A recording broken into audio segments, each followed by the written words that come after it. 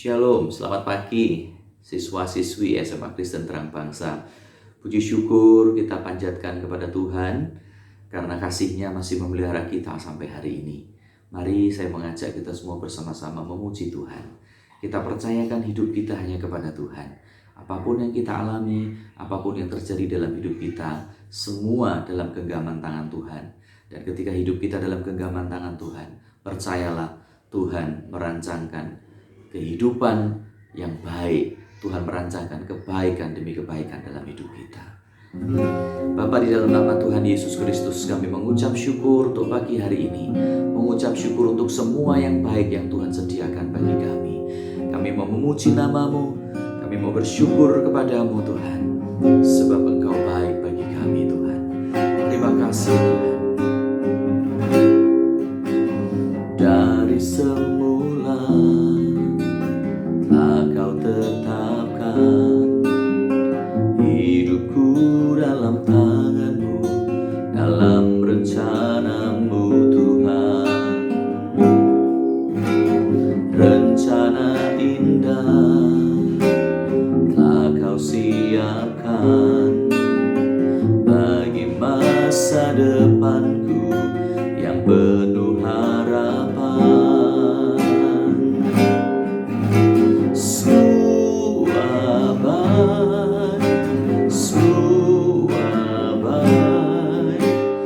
Apa yang telah Kau berbuat di dalam hidupku, sungguh teramat baik. Kau jadikan hidupku berarti.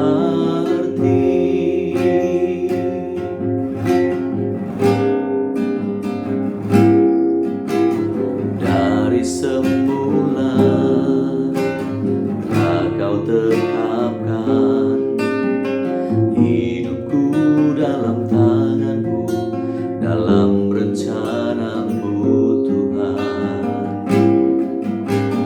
Rencana indah telah Kau siapkan bagi masa depanku yang penuh harapan.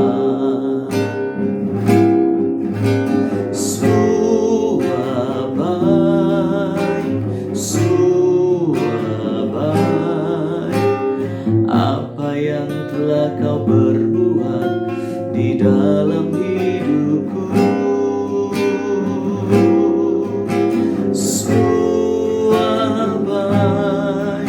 sungguh teramat baik. Kau jadikan hidupku berarti.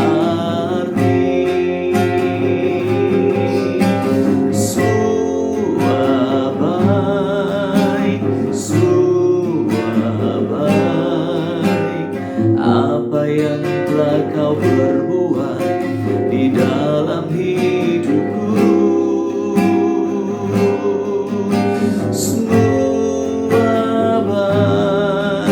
sungguh teramat baik.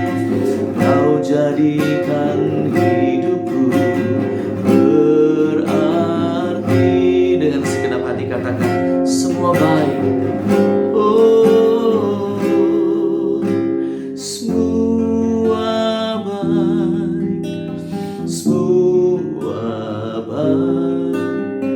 Apa yang telah Kau berbuat di dalam hidupku, semua baik, sungguh teramat baik. Kau jadikan hidupku berarti.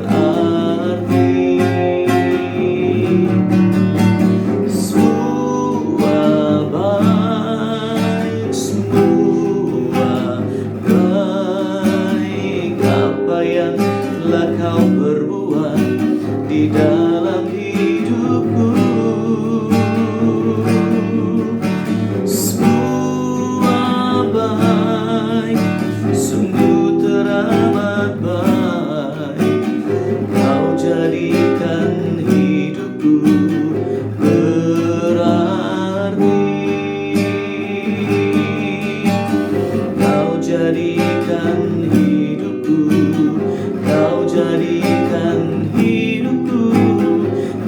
jadikan hidupku berarti. Mari ucapkan syukur kepada Tuhan. Mari ucapkan syukur di hadapannya. Berterima kasih untuk setiap kebaikannya. Terima kasih Tuhan. Kami bersyukur untuk setiap kebaikan demi kebaikan yang Engkau rancangkan dan yang Engkau kerjakan dalam hidup kami, ya Tuhan. Kami bersyukur Tuhan. Selamanya Tuhan baik. Selamanya Tuhan baik.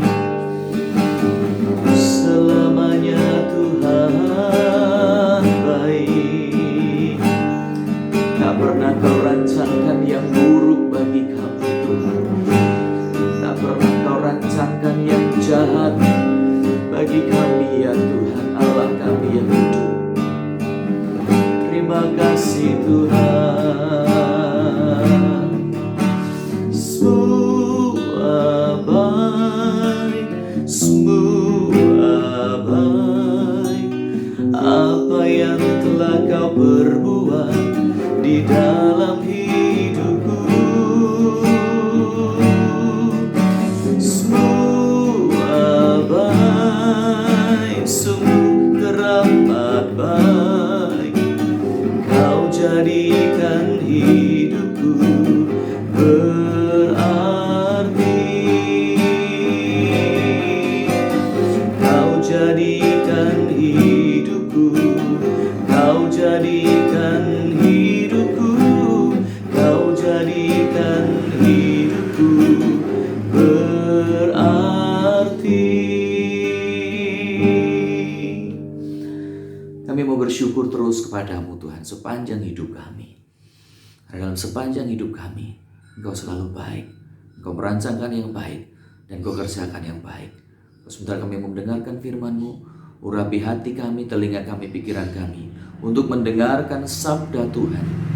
Sabda Tuhan yang kudus, sabda Tuhan yang menguatkan, yang memberikan kami tuntunan untuk hidup sesuai dengan jalan-Mu. Terima kasih Tuhan Yesus. Di dalam nama Tuhan Yesus Kristus, kami berdoa dan mengucap syukur. Haleluya. Amin. Selamat pagi anak-anak, bagaimana kabarnya hari ini? Luar biasa ya. Saya yakin hari makin hari kita semakin sehat, semakin dekat dengan Tuhan, dan semakin selalu hidup bersyukur pada Tuhan. Ya, pada hari ini sebelum melakukan aktivitas, yaitu sebelum anak-anak mengikuti tes penilaian akhir semester, kita akan belajar bersama-sama memahami firman Tuhan. Tema pada firman hari ini adalah tentang sportif. Hidup harus sportif. Ayat hafalannya terdapat dalam 2 Timotius 2 ayat 5. Saya bacakan ya. Seorang olahragawan hanya dapat memperoleh mahkota sebagai juara apabila ia bertanding menurut peraturan-peraturan olahraga. Anak-anak, bagi penggemar sepak bola, tentu nama Paulo Di Canio tidak asing lagi, meski dia sudah mengundurkan diri dari lapangan rumput. Paulo terkenal dengan memiliki karakter yang meledak-ledak, sehingga label bad boy sempat disandangnya. Tetapi Paulo juga dikenal sebagai sosok dengan gelar A Gentleman Conduct of Sportsmanship dan membawanya memperoleh FIFA di Fair Play Award di tahun 2001. Apa yang membawanya untuk memperoleh penghargaan itu? Kejadiannya di tahun 2000 ketika Paulo masih bermain untuk West Ham. Dalam sebuah pertandingan melawan Everton menjelang menit-menit terakhir, Paulo mendapat sebuah umpan matang yang seharusnya tidak sulit untuk dia letakkan ke gawang. Pada saat itu, kiper Everton Paul Gerrard tengah tergeletak, sehingga gawang Everton kosong tanpa penjaga. Situasi itu seharusnya sangat menguntungkan bagi Di Canio dan West Ham, Karena hanya dengan sekali tendang saja ia bisa mencetak gol. Tetapi apa yang dilakukan Di Canio sungguh mencengangkan. Ia ternyata memilih untuk menangkap bola dan meminta pertandingan dihentikan dulu untuk menolong kiper Everton yang cedera. Dengan keputusannya itu, West Ham harus puas dengan hasil imbang 1-1. Kemenangan yang sudah di depan mata bisa diperoleh jika memanfaatkan situasi tersebut. Tetapi lebih daripada menginginkan kemenangan, Paulo memilih untuk melakukan hal yang lebih penting, yaitu bersikap sportif sesuai peraturan bermain bola dan tentu saja rasa keadilan. Apa yang ia lakukan tetap dikenang orang hingga saat ini. Sebuah iklan fair play yang begitu sering diputar pada saat Piala Dunia 2010 lalu pun kemudian menggambarkan peristiwa sportivitas Di Canio tersebut secara sangat mirip. Apa yang dilakukan Di Canio tersebut adalah sesuatu yang sangat langka. Pemain-pemain bola akan cenderung memanfaatkan situasi seperti apapun untuk bisa memenangkan pertandingan. Mereka akan pura-pura jatuh ketika gawang terancam. Mereka melebih-lebihkan pelanggaran yang dilakukan lawan agar mendapat keuntungan apabila lawannya mendapat kartu. Dan tentu saja tidak akan melewatkan kesempatan jika ada situasi yang sangat menguntungkan seperti dalam peristiwa tersebut. Anak-anak, tidak saja di lapangan sepak bola, tetapi di dunia secara umum pun demikian. Menghalalkan segala cara untuk bisa menang atau meraup keuntungan, memanfaatkan kesempatan untuk sukses, dan tidak merasa bersalah jika harus mengorbankan orang lain demi mencapai tujuan kita. Banyak orang percaya bahwa apapun boleh dilakukan, yang penting menang. Tetapi Alkitab berbicara lain. Sebuah kemenangan bukan saja tergantung dari hasil akhir, tetapi proses dalam mencapainya juga merupakan hal yang justru jauh lebih penting untuk kita perhatikan. Rasul Paulus dalam suratnya kepada Timotius mengingatkan agar kita menjunjung tinggi sportivitas, kejujuran, dan keadilan sesuai dengan peraturan dalam berlomba. Kita mungkin bukan olahragawan, tetapi pesan ini sangat penting untuk kita ingat, karena sebuah kehidupan merupakan sebuah perlombaan. Ada garis finish yang akan dicapai oleh semua orang. Menang atau tidak bukan saja tergantung dari bagaimana kita bisa menjaga diri untuk tampil baik hingga finish, tetapi juga bagaimana proses yang kita lakukan secara berlomba hingga finish. Rasul Paulus mengatakan bahwa sebuah mahkota juara hanya bisa diperoleh apabila kita bertanding sesuai peraturan. Anak-anak, hidup adalah perlombaan. Apa yang kita peroleh kelak akan sangat tergantung dari bagaimana cara kita dalam menyikapi perlombaan. Apakah kita cukup serius dalam melakukannya, atau kita masih harus menyia-nyiakan kesempatan, bahkan melakukan kecurangan serta pelanggaran akan peraturan-peraturan Tuhan yang sudah Tuhan tetapkan. Ketaatan terhadap peraturan Tuhan merupakan hal yang sangat penting. Contoh ketaatan misalnya tentang kedisiplinan,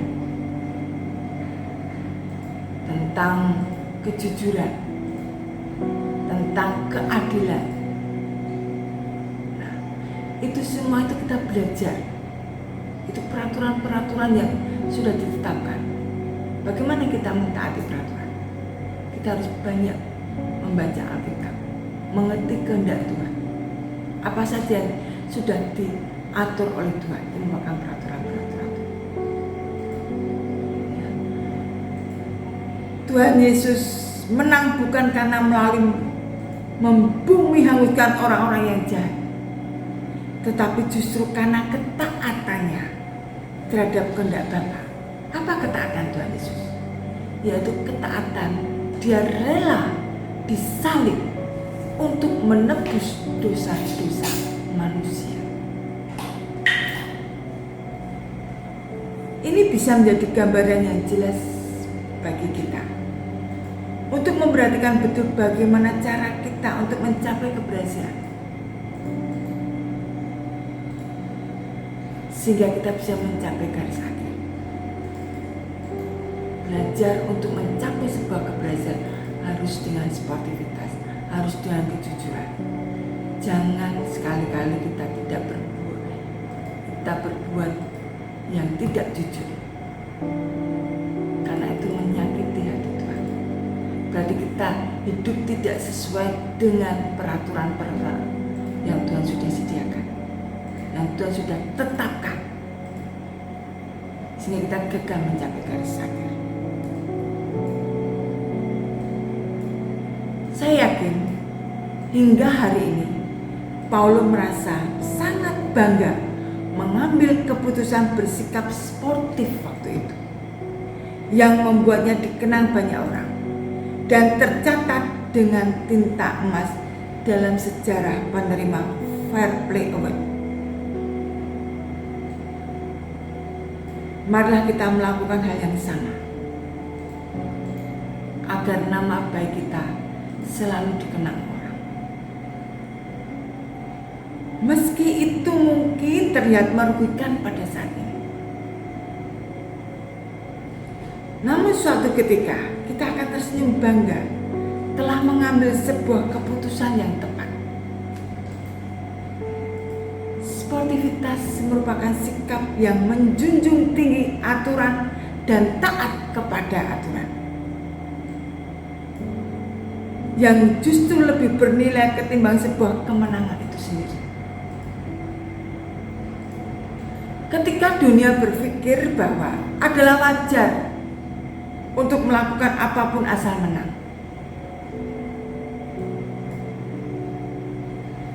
wajar melakukan korupsi demi kekayaan dan kepentingan diri sendiri, walaupun orang lain nggak tahu. Namun ingat, sebagai anak Tuhan, kita tidak boleh melakukan itu. Sebagai anak Tuhan, kita harus memperhatikan proses yang dilakukan untuk mencapai. Sebab tanpa itu semua, kita tidak akan pernah bisa mendapat mahkota kehidupan sebagai seorang juara di mata Tuhan. Nah, pesan Yesus melalui firman ini adalah kita berlomba-lomba mendapat mahkota kehidupan agar kita menjadi juara sebagai anak-anak Tuhan, agar kita menjadi teladan bagi orang-orang yang belum percaya kepada Tuhan Yesus. Ketaatan akan membawa kita menjadi juara sejati. Tuhan Yesus memberkati. Mari kita berdoa. Terima kasih Tuhan Yesus untuk firman-Mu pada pagi hari ini. Ajari kami semua untuk belajar menjadi seorang manusia yang sportif, menjunjung sportivitas, baik dalam perkataan maupun perbuatan, agar kami bisa menjadi juara, menjadi terang di tengah-tengah kehidupan kami. Berkati anak-anak-Mu Tuhan yang akan mengikuti tes penilaian akhir semester. Dan biarlah Tuhan, anak-anak akan belajar terus hidup menjunjung tinggi sportivitas. Terima kasih Bapa. Ampuni hamba-Mu ketika menyampaikan firman ini ada dosa yang terselip. Dalam nama Tuhan Yesus, kami berdoa dan mengucap syukur. Amin.